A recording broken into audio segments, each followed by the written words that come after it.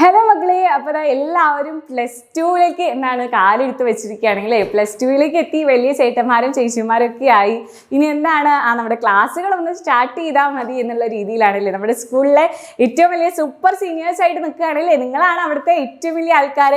നിങ്ങളുടെ last school experience ആണ് +2 അല്ലേ. അപ്പോൾ എല്ലാവരും വളരെ ത്രില്ലടിച്ച് എക്സൈറ്റഡ് ആയിട്ട് ഇരിക്കുകയായിരിക്കും. +2ന് വേണ്ടി കട്ട വെയിറ്റിംഗ് ആയിരിക്കും അല്ലേ. ഇനി +2 എന്താണ് +1നെ പോലെ തകർത്ത് അങ്ങ് പഠിച്ച് എന്താണ് നമുക്ക് ഫുൾ മാർക്ക് അങ്ങ് വാങ്ങിക്കണം അല്ലേ. അപ്പോൾ ആ ഒരു എക്സൈറ്റ്മെന്റിലായിരിക്കും എല്ലാവരും ഉണ്ടായിരിക്കുക. ഇനി വേഗം ക്ലാസ്സുകളൊക്കെ തുടങ്ങിയേ വേണ്ടു. നമ്മളെല്ലാം എന്താണ് സെറ്റാണ്. നമ്മുടെ എക്സാമിന് ഫാമിലിയോടൊപ്പം മക്കളെല്ലാവരും സെറ്റാണ് അല്ലേ. അപ്പം നിങ്ങൾക്ക് ഇത്തവണ മാത്സിൽ പഠിക്കാനുള്ള ചാപ്റ്റേഴ്സ് അതിനെക്കുറിച്ച് ആലോചിച്ചാൽ മക്കൾക്ക് ഒരു ടെൻഷൻ അടിക്കേണ്ട കാര്യമില്ല. കാരണം ഇന്ന് എല്ലാതും ക്ലിയർ ചെയ്യാൻ, അല്ല എല്ലാ ഡൗട്ട്സും ക്ലിയർ ചെയ്യാനായിട്ടാണ് ഇന്ന് മിസ് വന്നിട്ടുള്ളത്. നമ്മുടെ +2 മാത്സ് എങ്ങനെയാണ്, +2ലെ മാത്സിന്റെ ചാപ്റ്റേഴ്സ് ഒക്കെ എങ്ങനെയാണ് മക്കൾക്ക് ഈസി ആയിട്ട് ക്രാക്ക് ചെയ്യാനായിട്ട് പറ്റുമോ, നമ്മുടെ +1ൽ പഠിച്ച മാതിരി തന്നെയാണോ ടോപ്പിക്സ് വരുന്നത്, ഈസി ആണോ, +1നെ പോലെ തന്നെ ഈസി ആണോ എന്നുള്ള കാര്യങ്ങളെല്ലാം ആലോചിച്ച് ഇപ്പോൾ തന്നെ ഒരു ടെൻഷൻ ഉണ്ടായിരിക്കും. അപ്പോൾ ആ ടെൻഷൻസ് എല്ലാം ക്ലിയർ ചെയ്യാനാണ് നമ്മൾ വന്നിരിക്കുന്നത്. നമ്മുടെ +2 മാത്സിൽ മെയിൻ ആയിട്ടും ഏതൊക്കെ ചാപ്റ്റേഴ്സ് ആണ് വരുന്നത്. ഇപ്പോൾ +1 മാത്സിൽ നിങ്ങൾക്ക് ഉണ്ടായിരുന്ന അത്രയും ചാപ്റ്റേഴ്സ് +2ൽ നിങ്ങൾക്ക് പഠിക്കാനായിട്ടില്ല. ചാപ്റ്റേഴ്സിന്റെ എണ്ണം കുറവാണ്.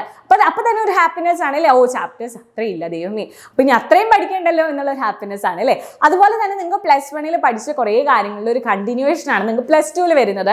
അപ്പോൾ അതും എന്താണ് ടെൻഷൻ അടിക്കണം. നമ്മൾ +1 ഓൾറെഡി സെറ്റ് ആണല്ലോ. അപ്പോൾ പിന്നെ +2 ഇനി എന്ത് ചെയ്യാം, സെറ്റ് ആക്കാം. അപ്പോൾ അതിൽ ഏതൊക്കെ ചാപ്റ്റേഴ്സ് ആണ് നമുക്ക് വരുന്നത് നോക്കാം. ഫസ്റ്റ് ആയിട്ട് നമുക്ക് വരുന്ന ചാപ്റ്റർ റിലേഷൻസ് ആൻഡ് ഫംഗ്ഷൻസ് എന്നാണ്. റിലേഷൻസ് ആൻഡ് ഫംഗ്ഷൻസ് നിങ്ങൾക്ക് കേട്ടുപരിചയം ഉണ്ടായിരിക്കും. റിലേഷൻസും ഫംഗ്ഷൻസ് എല്ലാം നിങ്ങൾക്ക് എന്താണ് കേട്ടുപരിചയമുള്ള ആൾക്കാരായിരിക്കും.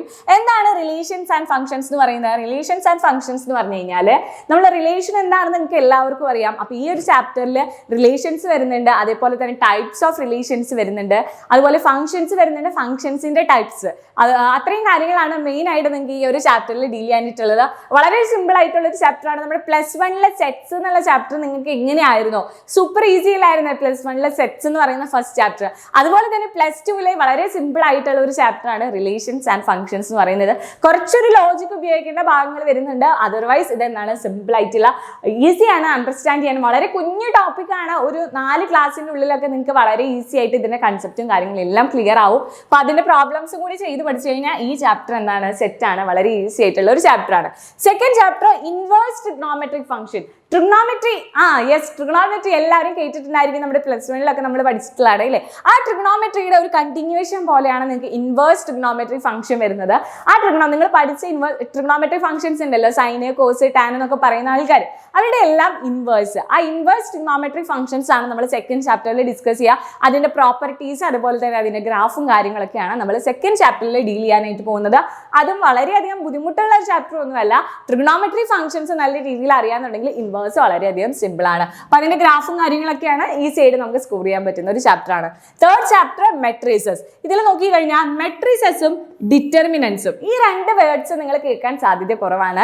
ഈ 2 ആൾക്കാർ മെട്രിസസും ഡിറ്റർമിനൻസും കണക്റ്റഡ് ആണ്. മെട്രിസസ് പഠിച്ചിട്ടാണ് നമ്മൾ എന്തിലോട്ട് പോകുന്നത്, ഡിറ്റർമിനൻസിലോട്ട് പോകുന്നത്. മാത്സിൽ നിങ്ങൾക്ക് വേറെ ഒന്നും അറിയില്ല, +1 മാത്സ് ഒന്നും അറിയില്ല മിസ്സേ, അത് ഭയങ്കര ഞാൻ ഉഴപ്പിപ്പോയി, എനിക്കൊന്നും വളരെ ക്ലിയർ ആയിട്ട് പഠിക്കാൻ പറ്റിയില്ല, അപ്പോൾ +2 ഭയങ്കര ബുദ്ധിമുട്ടായിരിക്കും എന്ന് ആലോചിച്ചിരിക്കുന്നവരാണെങ്കിൽ +1 മാത്സിന്റെ ആവശ്യം എവിടെ വരുന്നില്ല. ഈ മെട്രിസസും ഡിറ്റർമിനൻസും പഠിക്കേണ്ട ആവശ്യമില്ല. ഒന്നും അറിയാത്ത ആൾക്കാർക്ക് വരെ ഈസി ആയിട്ട് പഠിക്കാൻ പറ്റുന്ന ഒരു ചാപ്റ്ററാണ് മെട്രിസസും ഡിറ്റർമിനൻസും. വളരെ ഈസിയാണ്. നിങ്ങൾക്ക് എന്താണ് മെട്രിക്സ് എന്ന് പഠിപ്പിക്കും, അതുപോലെ തന്നെ അതിന്റെ പ്രോപ്പർട്ടീസും കാര്യങ്ങളും പഠിപ്പിക്കും. അതിനുശേഷം നമ്മൾ എന്താണ് ഡിറ്റർമിനൻസ്, ഡിറ്റർമിനന്റിന്റെ പ്രോപ്പർട്ടീസ്, അതിന്റെ ഇൻവേഴ്സ് കണക്കാക്കൽ, അങ്ങനെ കുറച്ച് കാര്യങ്ങളാണ് ഇതിൽ വരുന്നത്. ഈസി ആയിട്ടുള്ള ഒരു ചാപ്റ്റർ ആണ്. ഇതിൽ പ്രത്യേകിച്ച് അങ്ങനെ ഒരു ബേസിക്സിനൊന്നും ആവശ്യമില്ല. നമ്മൾ പുതിയതായിട്ട് എന്താണ് +2ലാണ് പഠിക്കുന്നത്. അപ്പോൾ പഠിക്കുമ്പോൾ തന്നെ വളരെയധികം തറവായിട്ട് പഠിക്കാൻ പറ്റുന്ന 2 ചാപ്റ്റേഴ്സ് ആണ് മെട്രിസസ് ആൻഡ് ഡിറ്റർമിനൻസ്.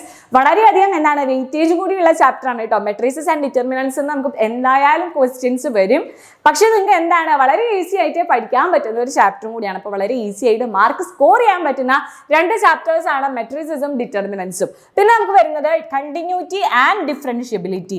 ഈ ആൾക്കാരെ നിങ്ങൾ കണ്ടിട്ടുണ്ടോ? കണ്ടിന്യൂറ്റി, ഡിഫറൻഷിയേഷൻ നിങ്ങൾക്ക് അറിയാം അല്ലേ, അതുമായിട്ട് കണക്റ്റഡ് ആണ്. നമ്മുടെ ലിമിറ്റ്സ് ആൻഡ് ഡെറിവേറ്റീവ്സ് +1ൽ പഠിച്ചത് ഓർക്കുന്നുണ്ടോ?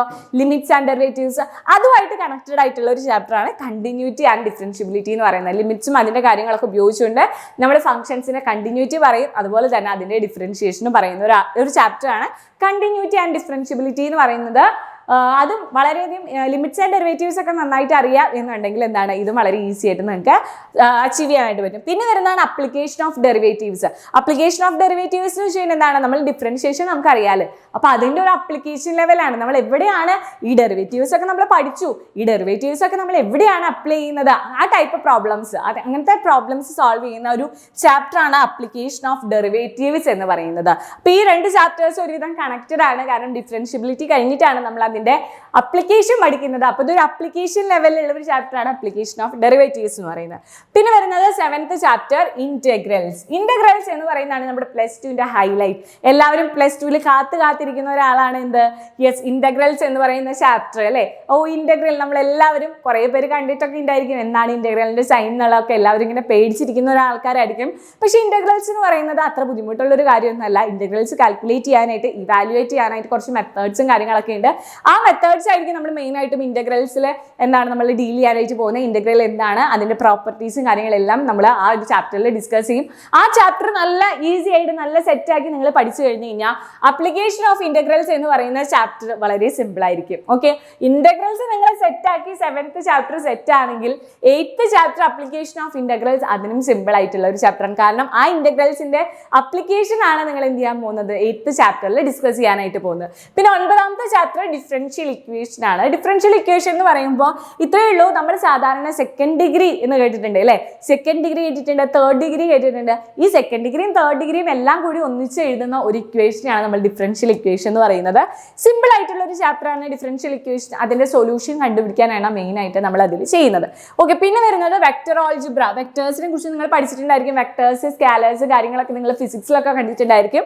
അത് തന്നെയാണ് സംഭവം വെക്ടർ ആൾജിബ്ര. വെക്ടേഴ്സിന്റെ കുറച്ച് പ്രോപ്പർട്ടീസും കാര്യങ്ങളൊക്കെയാണ് നമ്മൾ ഈ ഒരു ചാപ്റ്ററിൽ മെയിൻ ആയിട്ടും ഡിസ്കസ് ചെയ്യുന്നത്. 3 ഡയമെൻഷണൽ ജോമെട്രി നിങ്ങൾ +1 കണ്ടിട്ടുള്ളതാണ്. 3 ഡയമെൻഷണൽ ജോമെട്രി, കുറേ ഗ്രാഫും കാര്യങ്ങളൊക്കെ ആയിട്ട് അത് തന്നെയാണ് ഇവിടെയും വരുന്നത്. അതിൻ്റെ ഒരു കണ്ടിന്യൂവേഷൻ ആണ് 3 ഡയമെൻഷണൽ ജോമെട്രി. പിന്നെ അനദർ വൺ ലീനിയർ പ്രോഗ്രാമിംഗ് ആണ്. Linear programming one of the easiest chapters ആണ്. നമ്മുടെ +2ലുള്ള ഒരു ഈസി ആയിട്ടുള്ള ഒരു ചാപ്റ്ററാണ് ലീനിയർ പ്രോഗ്രാമിംഗ്. മാർക്ക് സ്കോർ ചെയ്യാൻ പറ്റുന്ന ഒരു ചാപ്റ്റർ കൂടിയാണ് ലീനിയർ പ്രോഗ്രാമിംഗ്. നമ്മൾ കുറച്ച് ലീനിയർ ഇക്വേഷൻസ് ഉണ്ടാക്കിയിട്ട് അതിൻ്റെ സൊല്യൂഷൻ കണ്ടുപിടിക്കലാണ്. വളരെ സിമ്പിൾ ആയിട്ടുള്ള ഒരു കുഞ്ഞൊരു ചാപ്റ്ററാണ് ലീനിയർ പ്രോഗ്രാമിംഗ്. വളരെ എളുപ്പമാണ് കേട്ടോ. ലീനിയർ പ്രോഗ്രാമിംഗിൽ നിന്ന് മാർക്ക് സ്കോർ ചെയ്യാനായിട്ട് വളരെ എളുപ്പമാണ്. അപ്പോൾ അതെല്ലാവരും ഒന്ന് നോട്ട് ചെയ്ത് വെക്കുക. ലീനിയർ പ്രോഗ്രാമിംഗ്, അതുപോലെ തന്നെ മെട്രിസസ്, ഡിറ്റർമിനൻസ്, ഇതെല്ലാം വളരെ ഈസി ആയിട്ടുള്ള ചാപ്റ്റേഴ്സ് ആണ്. പ്രോബബിലിറ്റി നിങ്ങൾ കേട്ടിട്ടുണ്ടായിരിക്കും. എന്താണ്, സാധ്യതകൾ അല്ലേ, സാധ്യതകളുടെ ഗണിതമാണ് ഇതെന്ന് പറയുന്നത് പ്രോബബിലിറ്റി എന്ന് പറയുന്നത്. അപ്പോൾ പ്രോബബിലിറ്റി, ചാൻസസ് കാര്യങ്ങളൊക്കെയാണ് അതിൽ മെയിനായിട്ടും വരുന്നത്. ഓക്കെ, അപ്പോൾ ഇതിൽ നോക്കിക്കഴിഞ്ഞ് കഴിഞ്ഞാൽ നമ്മൾ ഇതിൽ പറഞ്ഞ നമ്മുടെ കണ്ടിന്യൂറ്റി, ഡിഫറൻഷ്യബിലിറ്റി, അതേപോലെ തന്നെ അപ്ലിക്കേഷൻ ഓഫ് ഡെറിവേറ്റീവ്സ്, ഇൻ്റഗ്രൽസ്, അതേപോലെ തന്നെ integrals, application of integral, differential equations, ഈ പറയുന്ന എല്ലാവരും ഫങ്ഷൻസുമായിട്ട് റിലേറ്റഡ് ആണ്. അതായത് നമ്മുടെ കാൽക്കുലസിൻ്റെ ഒരു ബ്രാഞ്ചാണ് ഈ പറയുന്ന ആൾക്കാരെല്ലാവരും. അപ്പോൾ ഇതെല്ലാം ഒരു കാൽക്കുലസിൻ്റെ പാർട്ടായിട്ടാണ് വരുന്നത്. അപ്പോൾ ഇതെല്ലാവരും നന്നായി ചെയ്ത് പഠിക്കുകയാണെന്നുണ്ടെങ്കിൽ നിങ്ങൾക്ക് എന്താണ് വളരെ ഈസി ആയിട്ട് ക്രാക്ക് ചെയ്യാനായിട്ട് പറ്റും. കുറച്ച് ലോജിക്കും കാര്യങ്ങളൊക്കെ ഉപയോഗിച്ച് കഴിഞ്ഞാൽ നിങ്ങൾക്ക് വളരെ സിമ്പിളായിട്ട് ചെയ്യാൻ പറ്റും. അതുപോലെ തന്നെ ലീനിയർ പ്രോഗ്രാമിംഗ്, മെട്രിസസ്, അതേപോലെ ഡിറ്റർമിനൻസ്, ഈ 3 ചാപ്റ്റേഴ്സിന് നമുക്ക് ക്വസ്റ്റ്യൻസ് ഷുവർ ആയിട്ടുണ്ടായിരിക്കും. അതേപോലെ തന്നെ വളരെ ഈസി ആയിട്ട് പഠിക്കാൻ പറ്റുന്ന ചാപ്റ്റേഴ്സും കൂടിയാണ്. റിലേഷൻസ് ആൻഡ് ഫങ്ഷൻസ് എന്നുള്ളതും വളരെ ഈസി ആയിട്ടുള്ള ഒരു ചാപ്റ്റർ തന്നെയാണ്. കൺസെപ്റ്റ്സ് വളരെ കുറവാണ് നിങ്ങൾക്ക് പഠിക്കാനായിട്ട്. നിങ്ങളത് പഠിക്കുന്ന കുറച്ച് കാര്യമാണെങ്കിലും അത് വളരെ തറവായിട്ട് പഠിക്കുകയാണെന്നുണ്ടെങ്കിൽ അതിൽ വരുന്ന ഏത് പ്രോബ്ലംസ് നിങ്ങൾക്ക് ഹാൻഡിൽ ചെയ്യാൻ പറ്റും. ഇത്രയും ചാപ്റ്റേഴ്സ് ആണ് നമുക്ക് വരുന്നത്. എത്രയാണ്, 13 ചാപ്റ്റേഴ്സ് ആണ് നിങ്ങൾക്ക് +2ൽ പഠിക്കാനായിട്ടുള്ളൂ. നമ്മുടെ +1 അപേക്ഷിച്ച് ചാപ്റ്റേഴ്സിൻ്റെ എണ്ണം കുറവാണ്. കണ്ടന്റ് എന്ന് പറയുന്നതും ഈസിയാണ്. +1ന്റെ കുറച്ച് കണ്ടിന്യൂവേഷൻ ആയിട്ട് വരുന്നതുണ്ട്, അല്ലാതെ നിങ്ങൾക്ക് വരുന്നതുണ്ട്. +1 കിട്ടിയില്ല, അല്ലെങ്കിൽ +1ൽ ഞാൻ അത്ര നന്നായി പഠിച്ചില്ല എന്ന് വിചാരിച്ച് +2ൽ മാർക്ക് കുറയ്ക്കേണ്ട ഒരു കാര്യമില്ല. +2ലെ മാത്സ് എന്ന് പറയുന്നത് നിങ്ങൾക്ക് അതിൻ്റെ ഒരു ആവശ്യമില്ല. നിങ്ങൾ എന്താണ് ഇപ്പോൾ ഈ സമയത്ത് നിങ്ങളൊന്ന് റീകളക്ട് ചെയ്തെടുക്കുക +1ലെ മാത്സും കാര്യങ്ങളൊക്കെ. അങ്ങനെയാണെങ്കിൽ +1ലെ മാത്സ് നിങ്ങൾക്ക് തകർത്ത് എഴുതാനായിട്ട് പറ്റും, ഫുൾ മാർക്ക് വാങ്ങാനായിട്ട് പറ്റും. അപ്പോൾ +2ൽ നിങ്ങളെ മാത്സ് പഠനം എന്താണ് ഈസി ആയിരിക്കും. അപ്പോൾ എല്ലാവരും ഇനി +2ലേക്ക് പോകാനായിട്ട് പോവാണ്. അപ്പോൾ എല്ലാ മക്കൾക്കും എന്താണ് ഓൾ ദി ബെസ്റ്റ്.